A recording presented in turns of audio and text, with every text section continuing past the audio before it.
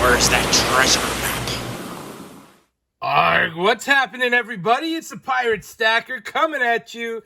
It's Friday. Yes, it's ready for the weekend time. I know I'm ready for sure. I'm trying to get down to a coin show in Lakeland tomorrow. We'll see if that happens. But today, Friday, it is Seated Liberty Friday, and we are continuing the conversation. Today, we are talking about the dime, the Seated Liberty dime. Very, very cool coin. Look, we've been talking about the Seated Liberty for a while. Amazing set. If you don't know what they are, they predated the barber and they came after the cap bust. So they're 1800s coins. The dimes themselves happen to have ran from 1837 to 1891. Now you can see I have a fantastic example of an 1891. And this is the only mint state coin I have in my seated collection. It is the last year, which helps it because there was a lot of these made.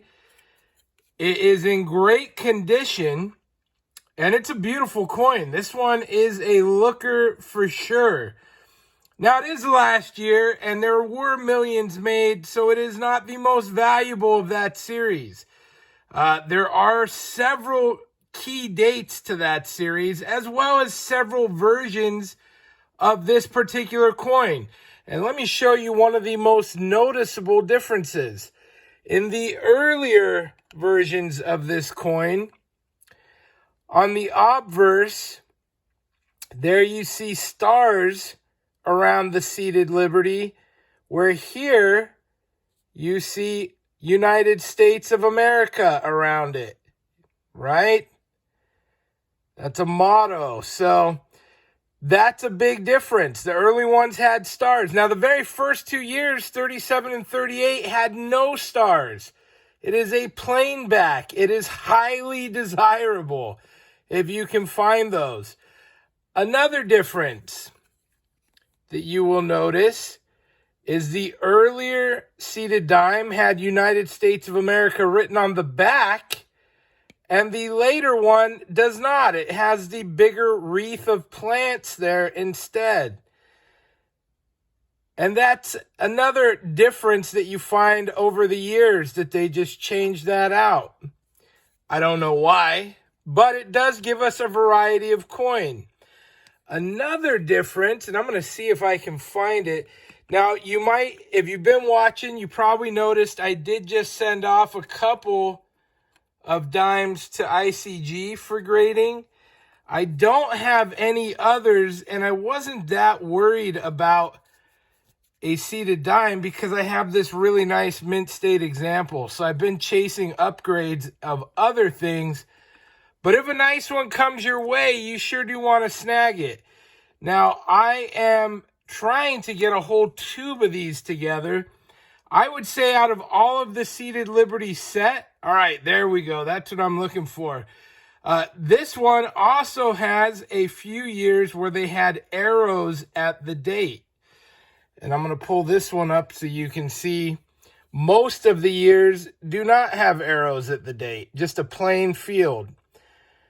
So there's numerous variations of this dime, and that's neat to be able to collect them all. Now, again, I'm collecting to put a tube together. I want to fill a whole dime tube of basic wear and tear. I see a lot of these guys out on the road, more so than anything else. More than the half dime, more than the quarter, the $50, and certainly the $1 is the rarest of them all, without a doubt. And of course, you can see these things come as worn as you can find them. But still, a very cool piece of history. This was a heavily circulated coin.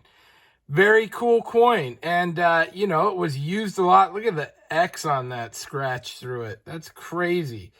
Now, this was the first year of 90% silver. 90% silver, 10% copper. That's great. A couple of key dates on this particular one. Obviously, the 37 and the 38, the first 2 years, very popular because they have the playing field in the back.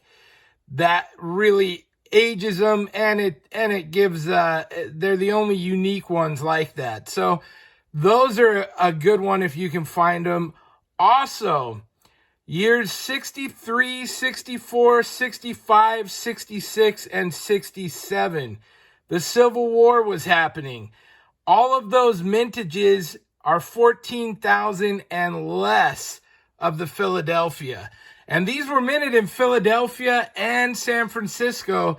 But even in San Francisco, there's low numbers during those years, with as low as 6,000 in 1867 that were minted. That makes them very rare. Also, the Civil War buffs collect that stuff. They love it too. They love it like we love it. So that's a big one. And, it's just kind of one of those very cool coins. And I love having this in my set. And in fact, let me show you a quick comparison. Here we go.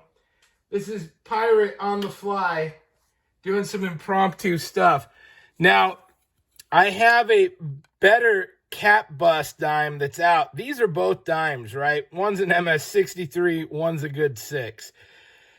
The cap bust was the precursor to that, and you can really see the cap bust was actually larger, you might notice, in size, dime-wise, to that seated. Now, this one's actually got a real nice little bit of toning up that right side. Really spectacular. Both very cool coins. I look at this time in history. Now, the cap bust has that eagle. I love that eagle. I think it's called the heraldic eagle. That eagle's incredible.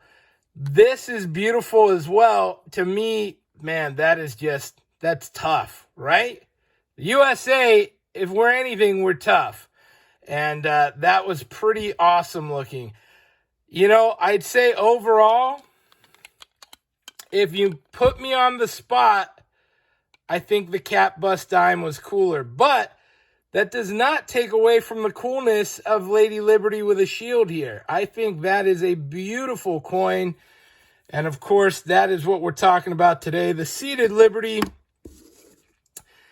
Very, very fun set to collect. If you can get this type set, get it, because it's pretty awesome. And they aren't making any more of them. That's the bottom line there.